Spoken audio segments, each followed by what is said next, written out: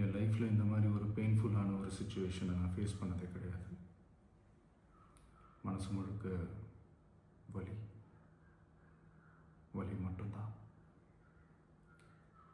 இந்த சுற்றுப்பயணத்தில் என்னென்ன மக்கள் பார்க்க வராங்க, அதுக்கு ஒரே ஒரு காரணம் தான், அவங்க என் மேலே வச்சிருக்கிற அன்பும் பாசம். அந்த அன்புக்கும் பாசத்துக்கும் நான் எப்பவும் கடமைப்பட்டிருக்கிறேன்.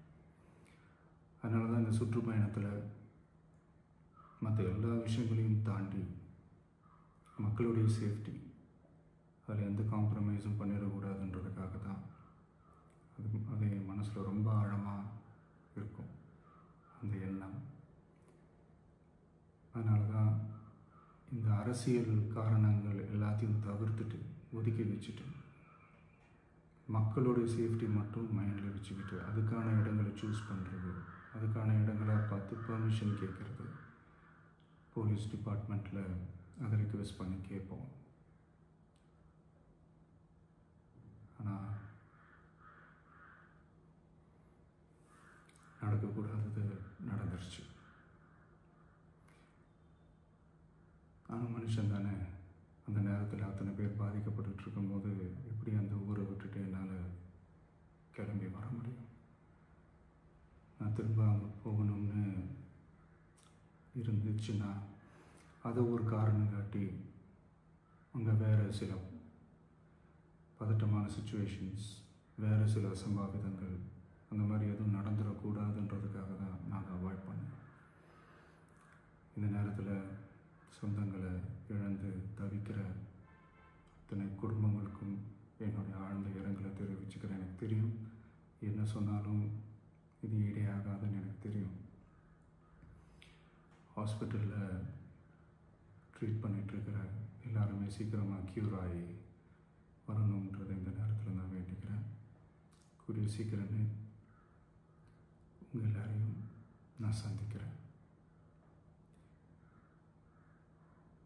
இந்த நேரத்தில் எங்களுடைய வலிகளை, எங்களுடைய நிலைமையை புரிஞ்சுக்கிட்டு எங்களுக்காக பேசின அரசியல் கட்சிகளை சார்ந்த நண்பர்கள், தலைவர்கள் அனைவருக்கும் என்னுடைய நன்றியை தெரிவிச்சுக்கிறேன். கிட்டத்தட்ட ஒரு 5 மாவட்டத்துக்கு பிரச்சாரத்துக்கு போனோம். இந்த மாதிரி எதுவுமே நடக்கல. ஆனால் கரூரில் மட்டும் ஏன் எப்படி நடக்குது, எப்படி நடக்குது? மக்களுக்கு எல்லா உண்மையும் தெரியும். மக்கள் எல்லாத்தையும் பார்த்துக்கிட்டு இருக்கிறாங்க. கரூரை சேர்ந்த அந்த மக்கள் அந்த உண்மையெல்லாம் வெளியில் சொல்லும்போது எனக்கு கடவுளே நேரில் வந்து இறங்கி அந்த உண்மைகள்லாம் சொல்கிற மாதிரி எனக்கு தோணுச்சு. சீக்கிரமே எல்லா உண்மைகளும் வெளியில் வரும்.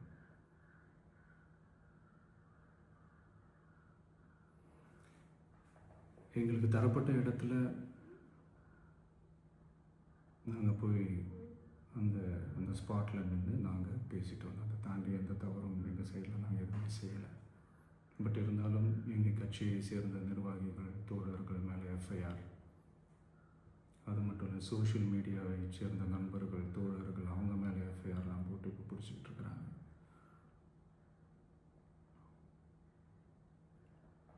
சிஎம் சார், உங்களுக்கு ஏதாவது இந்த பழி வாங்கணும் அப்படின்ற எண்ணம் ஏதாவது இருந்துச்சுன்னா என்ன வேணாலும் பண்ணுங்க. அவங்க மேலே கை வைக்காதீங்க. நான் ஒன்று வீட்டில் இருப்பேன், இல்லை நான் ஆஃபீஸில் இருப்பேன். என்ன வேணாலும் செய்யுங்க. நண்பர்களே, தோழர்களே, நம்மளோட அரசியல் பயணம் இன்னும் ஸ்ட்ராங்காக, இன்னும் தைரியத்தோட